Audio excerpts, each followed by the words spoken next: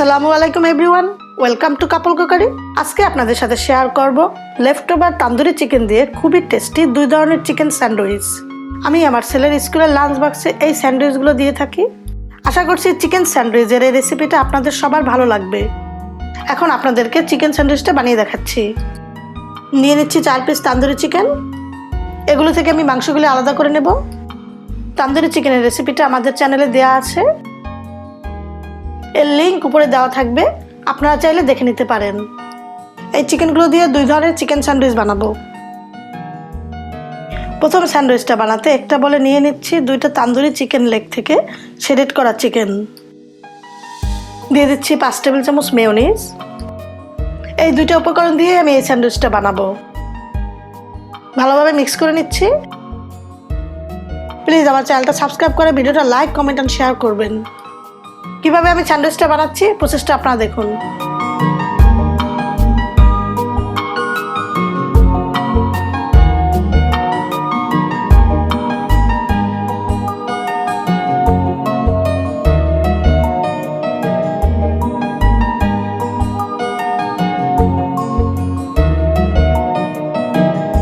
আপনারা তো দেখেই নিলেন কত সহজে তৈরি হয়ে গেল তান্দুরি চিকেন স্যান্ডউইচ। এখন আপনাদের বানিয়ে দেখাবো টোস্টেড তান্দুরি চিকেন স্যান্ডউইচ। একটা বলে নিয়ে নিচ্ছি 6 টেবিল চামচ mayonnaise. Half teaspoon garlic paste দিয়ে এগুলোকে মিক্স করে নিচ্ছি।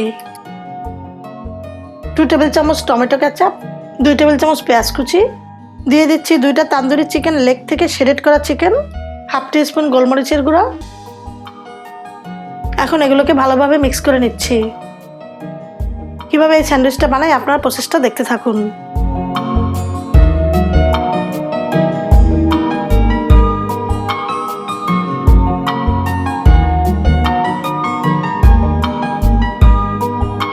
স্যান্ডউইচটাকে টোস্ট করার জন্য চুলায় একটা প্যান বসিয়ে দিয়ে দিচ্ছি একটু বাটার। চুলার আঁচ স্লো থাকবে।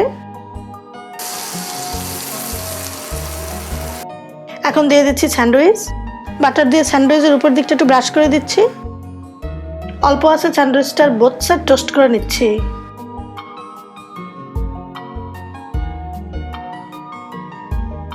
তৈরি হয়ে গেল টোস্টেড চিকেন স্যান্ডউইচ। আশা করছি রেসিপিটা আপনারা ট্রাই করবেন এবং কেমন হলো তা আমাকে কমেন্ট করে জানাবেন। সবাই ভালো থাকবেন, সুস্থ থাকবেন। আল্লাহ হাফেজ।